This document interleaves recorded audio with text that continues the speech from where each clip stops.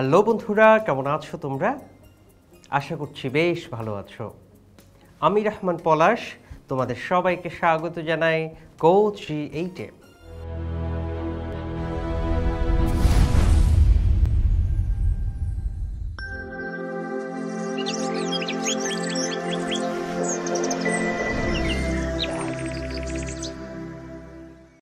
বন্ধুরা, আগের এপিসোডে আমরা একাদশ ও দ্বাদশ শ্রেণীর যুক্তিবিদ্যা প্রথম পত্র বইয়ের সপ্তম অধ্যায় আরোহ অনুমান ও আরোহ অনুমানের ভিত্তি থেকে প্রকৃতির নিয়মানুবর্তিতা নীতির সাথে আরোহের সম্বন্ধ, কার্যকারণ নীতির অর্থ ও প্রকৃতি নিয়ে আলোচনা করেছিলাম।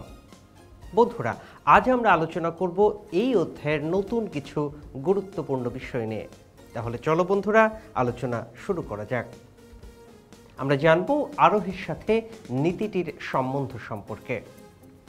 কার্যকারণ নিয়ম আরোহের একটি রূপগত ভিত্তি। আরোহ অনুমানের প্রধান লক্ষ্য হল দুটি ঘটনার মধ্যে কার্যকারণ সম্পর্ক নির্ণয় করে একটি সিদ্ধান্তে পৌঁছানো। তাই কার্যকারণ সম্পর্ক নির্ণয়ের আগে আমাদেরকে অবশ্যই কার্যকারণ নিয়মটিকে স্বীকার করে নিতে হয় বা আমাদেরকে মেনে নিতে হয় যে প্রকৃতির সব ঘটনাই কার্যকারণের মাধ্যমে হয়ে থাকে, অর্থাৎ প্রতিটি ঘটনায় একটি কারণ রয়েছে। এখানে বিনা কারণে কোনো কিছুই ঘটে না।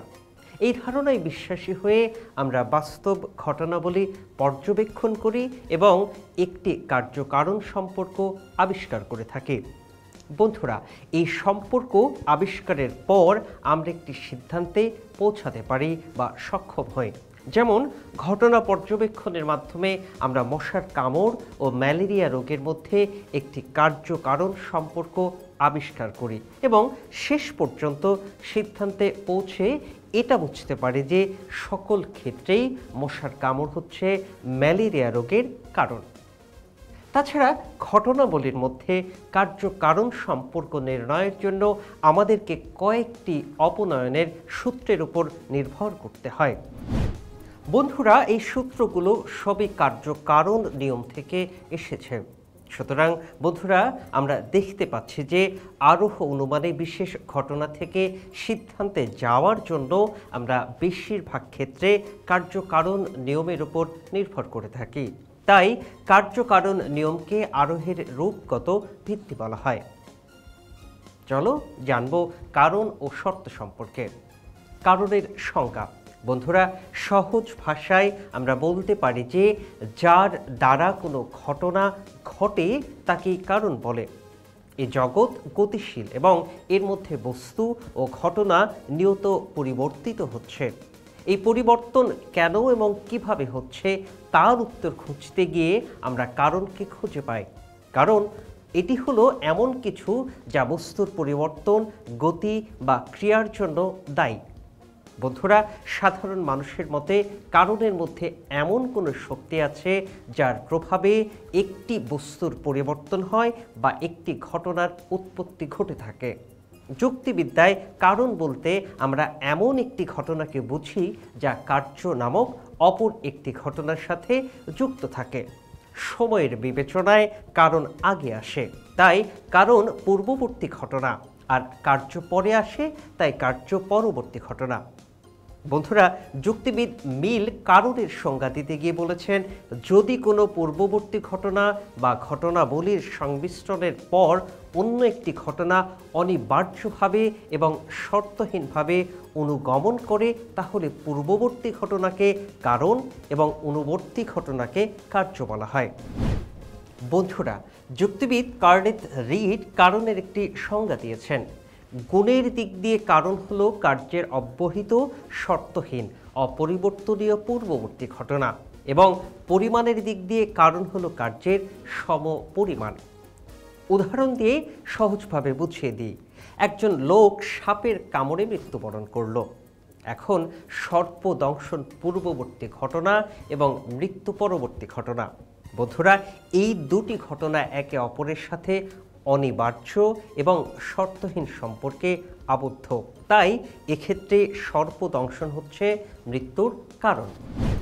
বন্ধুরা, এই পর্যায়ে আমরা জেনে নেব কারণ ও শর্তের মধ্যে সম্পর্ক।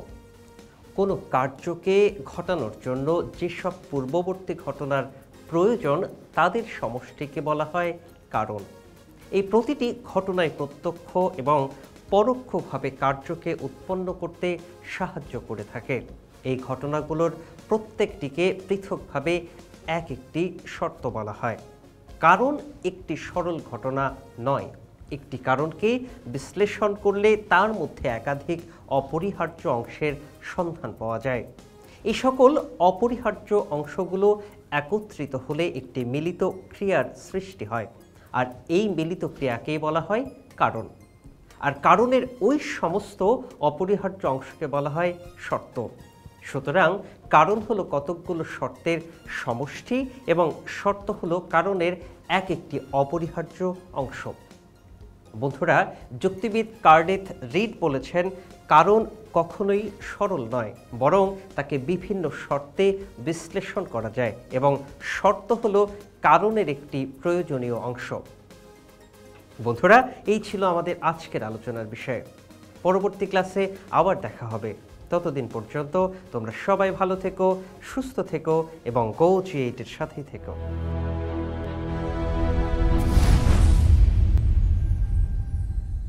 বন্ধুরা, এতক্ষণ যা আলোচনা করলাম তা থেকে গুরুত্বপূর্ণ কিছু নোটস জেনে নিই। কার্য-কারণ নিয়ম আরোহের একটি রূপগত ভিত্তি। যার দ্বারা কোনো ঘটনা ঘটে তাকে কারণ বলে। এই জগৎ গতিশীল এবং এর মধ্যে বস্তু ও ঘটনা নিয়ত পরিবর্তিত হচ্ছে।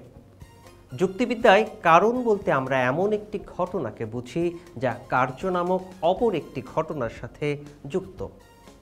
কোনো কার্যকে ঘটানোর জন্য যেসব পূর্ববর্তী ঘটনার প্রয়োজন তাদের সমষ্টিকে বলা হয় কারণ। প্রতিটি ঘটনায় প্রত্যক্ষ এবং পরোক্ষভাবে কার্যকে উৎপন্ন করতে সাহায্য করে। এই ঘটনাগুলোর প্রত্যেকটিকে পৃথকভাবে এক একটি শর্ত বলে। কারণকে বিশ্লেষণ করলে তার মধ্যে একাধিক অপরিহার্য অংশের সন্ধান পাওয়া যায়।